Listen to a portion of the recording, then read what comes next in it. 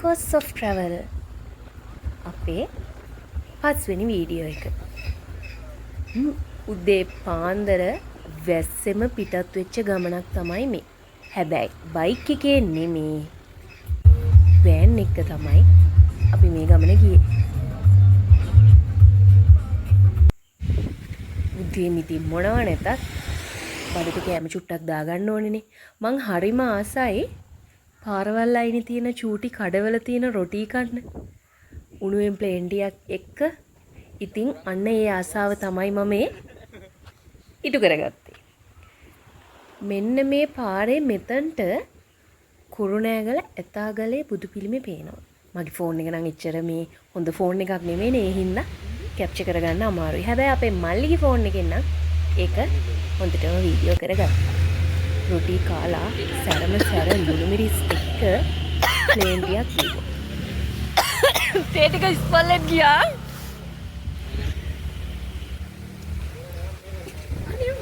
වැටුනේ.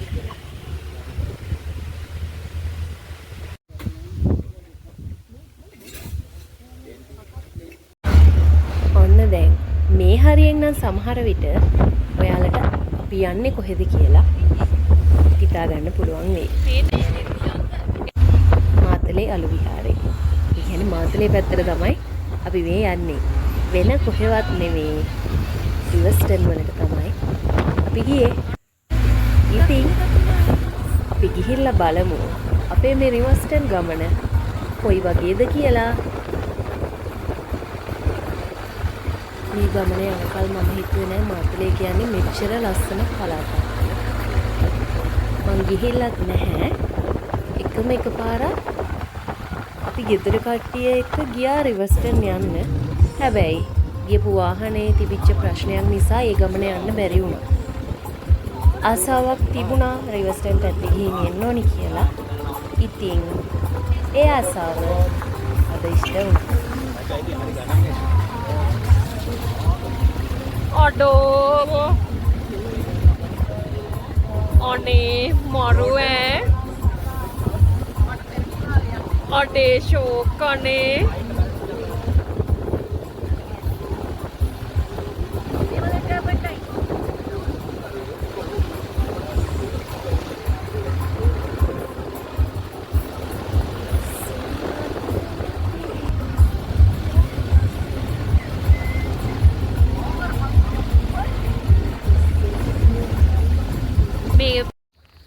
Ticket එහෙමත් අරගෙන ගමන යන්න පටන් ගත්තා. මෙතනින් එහාට මං වැඩිය වොයිස් කරන එකක් නැති වෙයි. මොකද මේ ගමන ඒ තරම්ම ලස්සනයි. සුන්දරයි. ඒක කියන්න වචන නෑ. රිවර්ස්ටන් ගිහින් තියන අය ඒ ගැන හොඳටම දන්නවා. මේ මීදුම එනවා, මේ මීදුම නැති වෙනවා. මාර ක්ලයිමේට් එකක් තියෙන්නේ. වව් සුපිරි. එහෙනම් වීඩියෝ එක ඔයාලා එකතු වෙලා ඉන්න.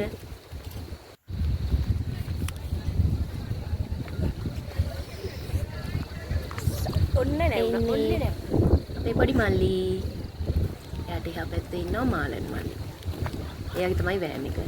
අපි ඉතින් ඔය දුර යන හැම ගමනකම වගේ මාලන් මල්ලි එක්ක තමයි ගමන් බිමන් යන්නේ. වතුර වැටුණා වගේ වුණා. මේ වැටෙන්නේ මරු ඈ. අම්මෝ.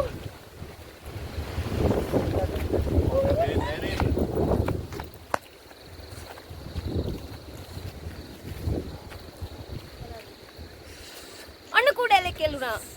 මේ ඉන්නේ මගේ සැපට දුකට සනී වගේ ඉන්න යාළුවෝ දෙන්න. ඉනොක්ෂන් හර්ෂ. අපි කියලා ගන්නව ඉවරෙකුත් නැහැ, යාළු වෙනව ඉවරෙකුත් නැහැ, තරහ වෙනව ඉවරෙකුත් නැහැ. හැබැයි නැතුවත් බෑ.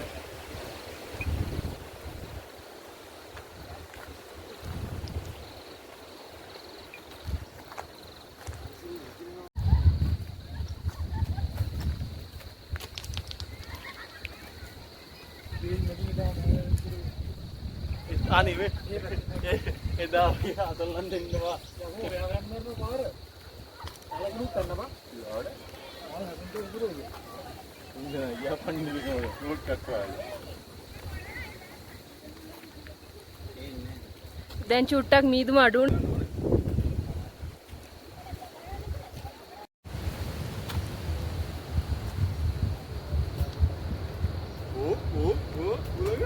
සද්දේ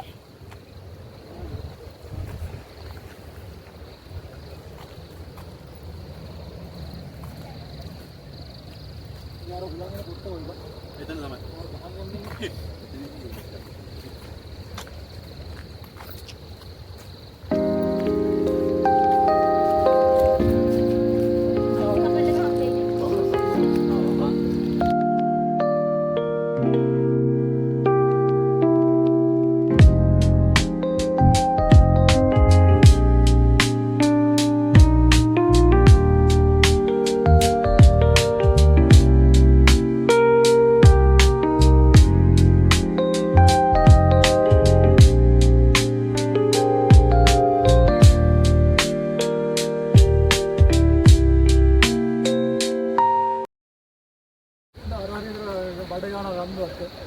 පන්දාත් දෙන්න දවසට 5000යි මේ වීඩියෝ එක තියනවා කියනවා.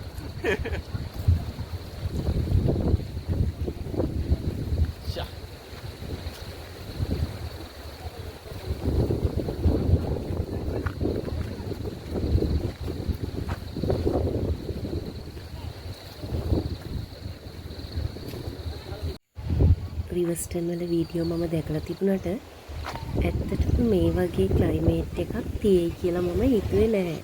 බලාපොරොත්තු නැහැ. අපි හිමීට මේ යන් වෙන්නේ උලම් කපොල්ල කිට්ටුවට. මෙතන නම් ගොඩ වීඩියෝස් දැකලා තියෙනවා.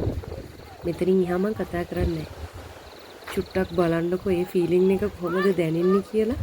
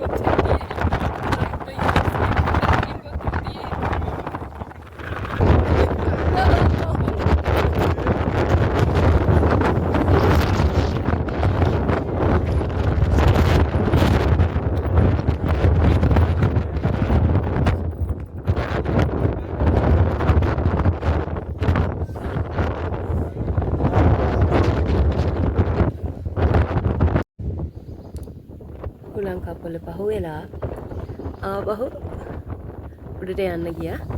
පොඩි පොදක් වගේ තිබ්බා. පොදක් කියන්නේ මේක වැස්සක් නෙමේ. අර හුලඟයි මීදුමයි ඒ දේවල් එක්ක පිනි සෑහෙන තදයට පින්න වැටුණා.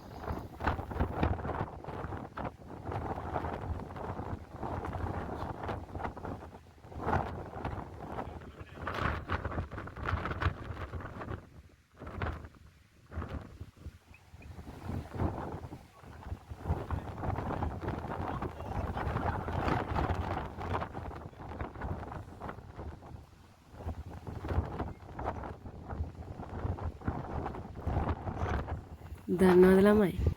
මේ තමයි මං ජීවත් වෙන්න ආසම විදිය. මේ වගේ පරිසරයක ඇවිදින්න තියනවා කියන එකම කොච්චර හිතට සැනසෙල්ලක්ද.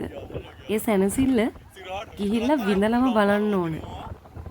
මොකද මම මේ ගමනින් මෙහෙම දෙයක් පොඩ්ඩක්වත් බලාපොරොත්තුුනේ නැහැ.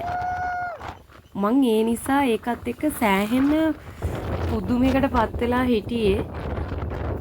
ඒ තරම්ම මට කියන්න වචන නැහැ. මේ වොයිස් ඕවර් එක කරද්දිත් අනේ මට අපහු ඒ ෆීලින් එක විඳින්න තියෙනවා නම් කියන තැන ඉඳගෙන තමයි මම අද මේ වොයිස් ඕවර් එකත් කරන්නේ. ගිහින් තියන අය දන්නවා. මගේ පළවෙනි ගමන හැබැයි යුස්ටන් වලට ගියපු.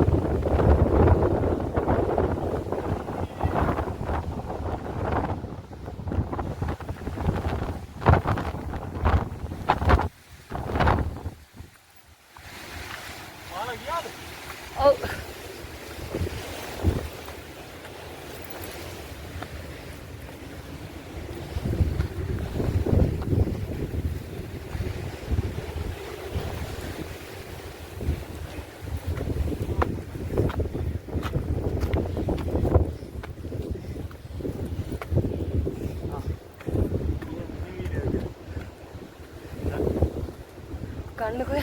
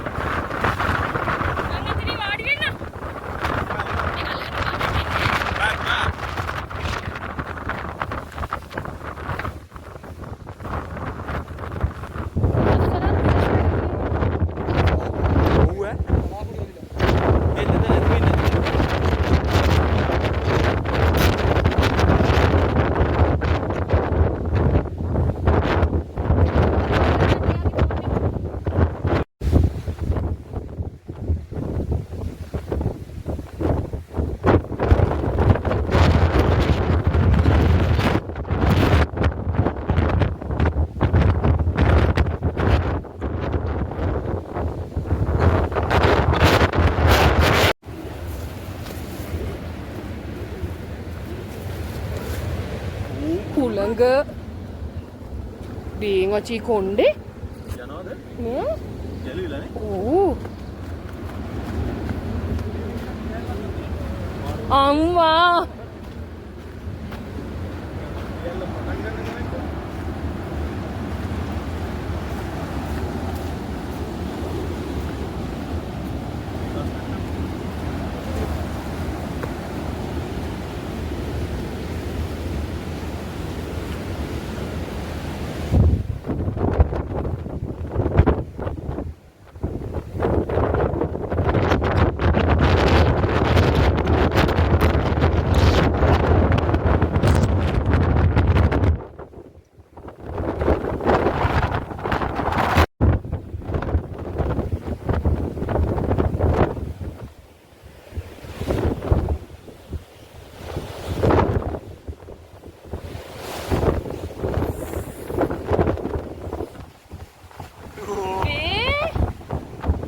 පල්ලෙහාට බහින්න පුළුවන්ද?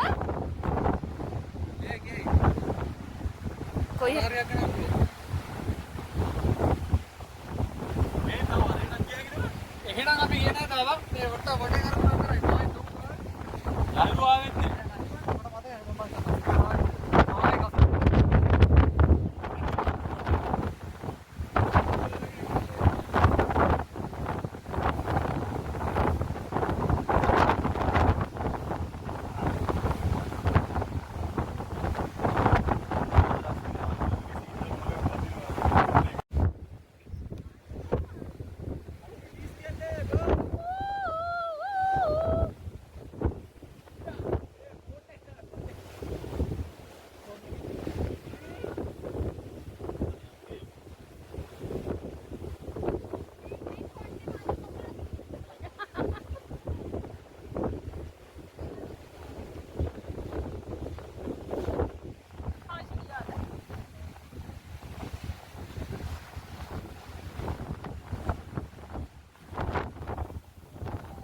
ඉතින් කෑ ගහලා උඩ පැනලා අවසානයේදී මං චුට්ටක් කට්ටියකින් ඈතට ආවා තනියෙන්. මොකද මට ඒ ෆීලිං එක මට තනියෙන් විඳින්න ඕන වුණා.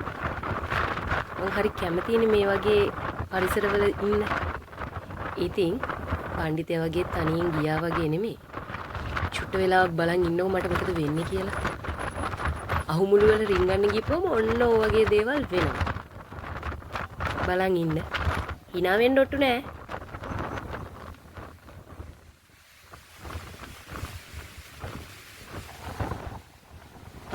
ඔන්න 1යි 2යි 3යි දඩින් බිඩින් දොඩොන්. මම බිම වෙලාවට කවුරුත් දැක්කේ නෑ. ඉතින්